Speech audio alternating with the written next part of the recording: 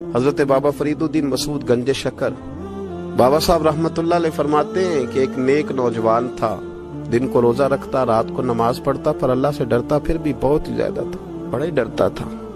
موت کا وقت آیا تو ماں ہی تھی بس اس کی، تو ماں سے کہنے لگا اماں میری ماں ہے، میرے ساتھ 3 وعدے تو کر۔ اس نے کہا پتر تو بتا، آخری ہجکی لے رہا ہے اور اس غریبنی ماں سے تو وعدہ لے رہا ہے، بتا کیا وعدہ۔ عرض کرنے لگا اماں جب میں مر جاؤں نا تو میرے گلے میں رسی ڈال کے تو مجھے گھمانا گھر کے صحن میں، اور لوگوں کو کہنا جو رب کی نافرمانی کرے اس کا یہی حال ہوتا ہے۔ یہ اعلان کرنا جو اللہ کے نافرمان ہوں ان کا یہی اشر کیا جانا چاہیے۔ اور اماں پھر دوسرا وعدہ کر، میرا رات کو جنازہ اٹھایا جائے، میں نہیں چاہتا کہ کسی کے منہ سے یہ لفظ نکل جائیں کہ وہ دیکھو اللہ کا نافرمان جا رہا ہے، رات کو میرا جنازہ اٹھانا۔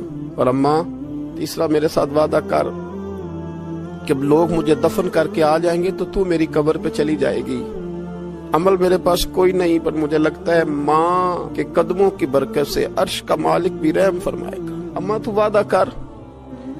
بابا صاحب رحمتullah علیہ فرمانے لگے کہ ماں بوڑھی ماں نے وعدہ کر لیا، کہا بیٹے ٹھیک ہے اگر تیری یہی ضد ہے تو میں تیار ہوں۔ پھر اس نے کلمہ شہادت پڑھا، اس نوجوان کی روح پرواز کر گئی۔ بوڑھی ماں نے رسی منگائی تو وَلِمَنْ خَافَ مَقَامَ رَبِّهِ جنتان، جو ڈر جائے، اس نے تو کہا تھا نا کہ رسی ڈال کے گھمانا اور کہنا یہ اللہ کا نافرمان ہے، اس کا یہی اشر ہونا چاہیے تھا۔ لیکن جب ماں گلے میں رسی ڈالنے لگی تو گھر کے ہر کونے سے آواز آنے لگی خبردار یہ رب کا دوست ہے، اللہ کے دوستوں کے ساتھ اس طرح کا معاملہ نہ کیا جائے، اسے چھوڑ دیا جائے۔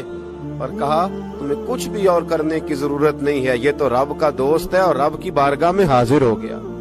کوئی بندہ کہے گا کہ یہ تو ایک بابا فرید کا سنایا ہوا واقعہ ہے، سنیے بخاری میں حدیث ہے، نبی پاک صلی اللہ علیہ وسلم نے فرمایا، حضرت ابو ہریرہ رضی اللہ تعالیٰ عنہ راوی ہیں، حضور فرماتے ہیں ایک شخص مرنے لگا تو اپنے بچوں سے کہنے لگا کہ میں جب مر جاؤں تو مجھے جلا دینا، اور پھر میرے جلے ہوئے وجود کو پیس دینا، پھر مجھے ہوا میں اڑا دینا۔ پتر مجھے اڑا دینا، مجھے بڑا ڈر لگتا ہے، اگر رب نے مجھ سے حساب پوچھا تو میں قابل نہیں ہوں، اڑا دینا مجھے ہواؤں میں، اگر اس نے مجھ سے حساب لیا تو بڑا سخت حساب لے گا۔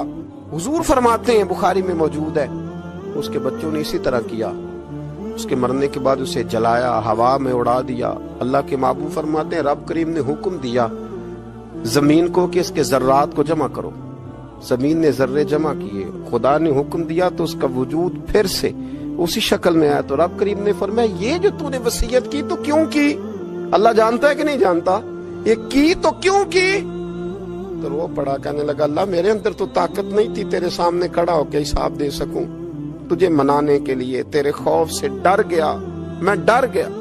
اگرچہ ہمارے بزرگوں نے لکھا ہے کہ آج یہ وصیت کرنا اس رنگ میں، یہ طرز اختیار کرنا درست نہیں، لیکن آپ غور فرمائیے کہ نبی پاک علیہ السلام فرماتے ہیں جب اس نے کہا نا اللہ تجھ سے ڈر کے یہ کیا، تو رب کریم نے فرمایا جا پھر میں نے تیری مغفرت کر دی، کیونکہ اللہ کو پتا تھا یہ دل سے بات کر رہا ہے۔